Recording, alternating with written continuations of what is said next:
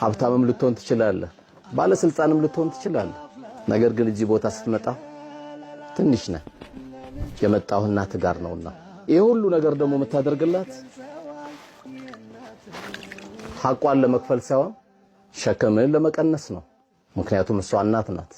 እንደ እስልምና ደግሞ አስተምሮ ምንም ብናረግላት የአንድ ቀምጧንም አንከፍልም። ምክንያቱም እናት ናት። አላህ ከነሱ ሐቅም ይጠብቀን። ከእድሜያችን ላይ ጨምረን በሰጠን ነበር። የምትሰጠው ግን አንተ ነህና መልካም እድሜው መልካም ጤንነት እናቶቻችን ስጥልን። የተለዩንም ቤታቸውን ማረፊያቸውን ያማረ አድርግልን።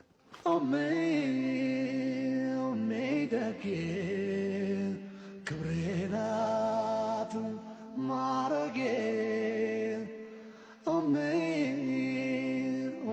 ሽታ አንቺ ያላ ስጦ